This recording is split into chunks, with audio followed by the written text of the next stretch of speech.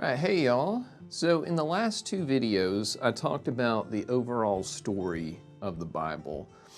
And what I want to talk about now is just a bit more about the different kinds of writing that you'll find in the Bible. And when studying the Bible, it's going to be very important to have at least some knowledge about the nature of the different books in it, right? Because there's 66 different books and they're not all written the same, they're not written by the same people, and they're not even in the same genre. So it's very important to know who did the writing, when were the books written, who was the original or primary audience. Now, that's not to say that certain parts of the Bible are only applicable to certain people groups that they were originally written for, but it is extremely useful to us in interpretation of the Bible and applying it to our current life, that we know, what was going on at the time that this was originally written and who was the primary audience. So I'll start today with the Old Testament, since this is the part of the Bible that will probably be the most challenging to you. The Old Testament is also shared by the Jewish religion, and the ancient Jews and the ancient Jewish people were the primary audience for the books contained in the Old Testament.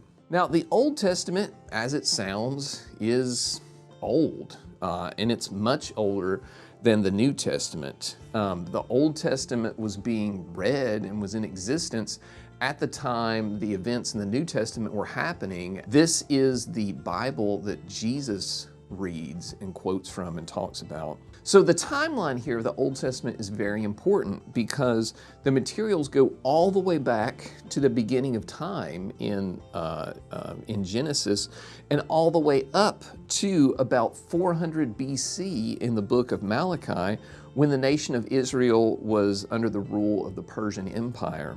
Also, when talking about the makeup of the Old Testament, it's important to remember that it was not written in English, which is what we're reading it in now, but it was written in ancient Hebrew. Parts of the Old Testament reflect many different literary styles or genre, and you should probably know from your English classes how you read a history book is very different from how you read a narrative, or from how you read poetry, or from even how you read a song lyric. All right, starting in the beginning of the Bible, the books of the law, or the Torah, or sometimes the Pentateuch from the 5 books of Moses, Genesis, Exodus, Leviticus, Numbers, and Deuteronomy. These include a sort of a combination of history and narrative.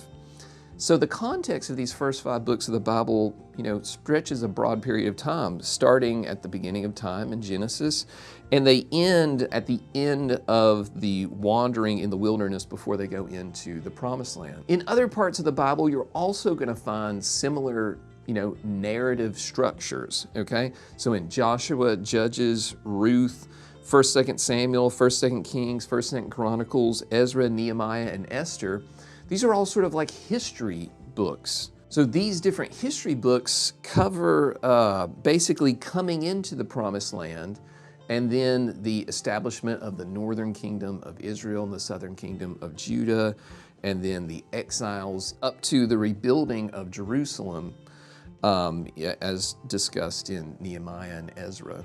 One quick thing about reading ancient Jewish narrative, as we find in these history books, is that you might find that it lacks a lot of detail that you might expect when reading our own sort of modern history. That's because writing styles were very different at this time. So that means every detail that is given is extremely important, and we should really pay attention to it. Also, you're going to find a lot of big lists of genealogies, names of people that, who their father was and who their grandfather was. These lists of genealogies may seem unimportant to us. Were extremely important to the Jewish people and to, proving that Jesus is the Messiah. Another genre that you're going to find a lot in the Old Testament is what can be called ancient Hebrew poetry, and some other things that are similar to this that maybe we should call wisdom literature, and then finally songs. So you're going to find these genres in the book of Job, Proverbs, Ecclesiastes, Song of Solomon. And then the book of Psalms, which is actually a book of actual songs that the Hebrew people sang. And you can often tell this poetic literature in the Bible that we currently read in the English language because it will include these, line breaks where, things aren't going like in paragraphs like we find in narrative. Just like in, our own language, reading poetry can, be quite difficult because it uses a lot of metaphor and figurative language, and that can make understanding some of things really hard, especially if we're not from the culture that these things came from. So that's why understanding a background of that can be very important to us. Also, it's important to remember, as I said, that all of the Old Testament was written in ancient Hebrew. So when you're reading poetry, don't be surprised that it doesn't rhyme in the English language because it wasn't written as poetry in our language. We're translating it from the ancient Hebrew. Also, ancient Hebrew poetry employed a lot of repetition, so you'll often read a line that says something and then a line right after that which appears to say basically the same thing. And you might be thinking, well, maybe this must be something different because why would it have repeated the same thing? But that was actually a very common way that Hebrew poetry was done. You would state something and then poetically you would state it again in a slightly different way.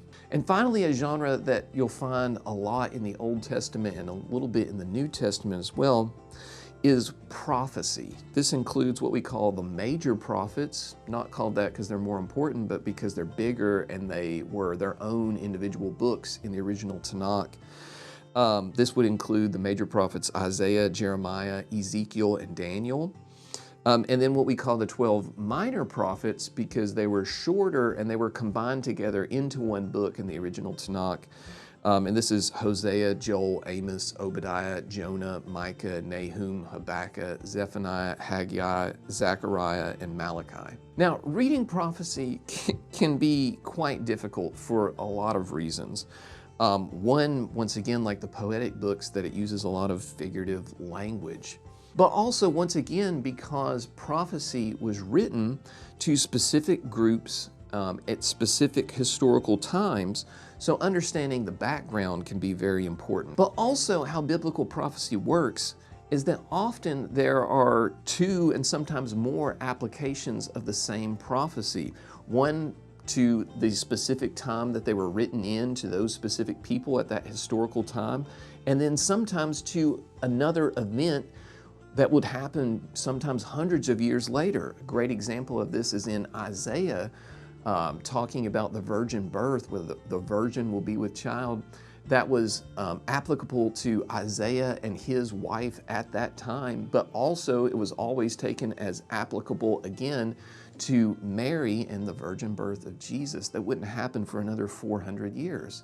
And then some things that were prophesied in certain books like Daniel that refer to the end of time, the prophecy ultimately hasn't even been fulfilled yet. But like I said at the beginning of this, one major thing that can be super helpful in understanding the Old Testament is to read the introduction of the books. If you're reading the Bible in the Bible app, you'll find that each book has an introduction to that, which will usually give you that historical context of who wrote the book and who are they writing to, and understanding what was going on at that time period. And this can go a long way in helping us to understand what was being said so that we can then also apply it to our lives today. All right, in the next video, I'm going to talk about the makeup and the genres that you're going to find in the New Testament.